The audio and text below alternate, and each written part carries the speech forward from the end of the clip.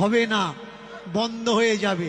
মন দিয়ে শুনুন, আমি প্রথমেই বলেছি রামায়ণ মহাভারত গালগপ্পের গ্রন্থ। কেন বলেছি গালগপ্পের গ্রন্থ? প্রমাণ দেখে নিন। সীতাকে তুলে নিয়ে গেছে রাবণ। রাবণ যখন তুলে নিয়ে গেল, যুদ্ধ করে যখন সীতাকে ফিরিয়ে আনলো,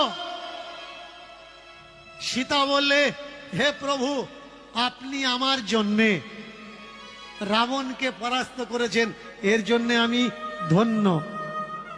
কিন্তু যাকে আমরা পুরুষোত্তম পরমেশ্বর রাম বলি, তিনি কি বললেন? হে সীতা, কুকুর যেমন ঘিকে ছাড়লে সেই ঘি কোনো কাজে লাগে না, তেমনি তুমিও কোনো কাজের নাও। বাল্মীকি রামায়ণ, গোরখপুর প্রেস, মূল সংস্কৃত পড়ে দেখে নেবেন। যদি ভুল কথা বলি থাকি আমাকে বলবেন। যিনি পুরুষোত্তম রাম, যারা মনে করেন রামের মতো স্বামী আমার হোক, তাহলে সেই রাম সীতাকে এত অপমানজনক কথা কি করে বলল? শুধু তাই নয়, ধর্ম নারীকে কখনো সম্মান দেয়নি। ধর্ম নারীকে শুধুমাত্র অসম্মান করেছে, অপমান করেছে, অপবাদ করেছে, আর কিচ্ছু করেনি। তুলে ধরছি, ভালো করে শুনুন। রাম সীতাকে ছেড়েছিল, সীতা রামকেও ছেড়েছিল। রাম অগ্নি পরীক্ষা কেন নিল?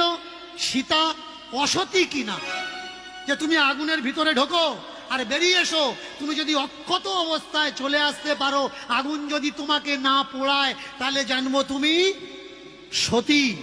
আচ্ছা রাম, রাবণ যদি সীতাকে উঠিয়ে নিয়ে গেল, তুমিও তো সীতা ছেড়েছিলে।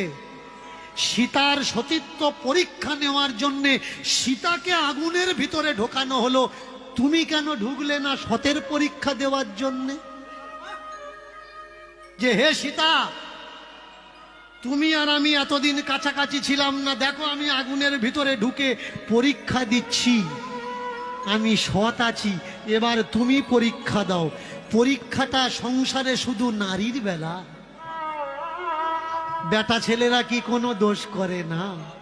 পাড়ার মানুষ চোখ ঠেলে, ওই বউটা খুব খারাপ, ওই বউটা খুব খারাপ। কেন?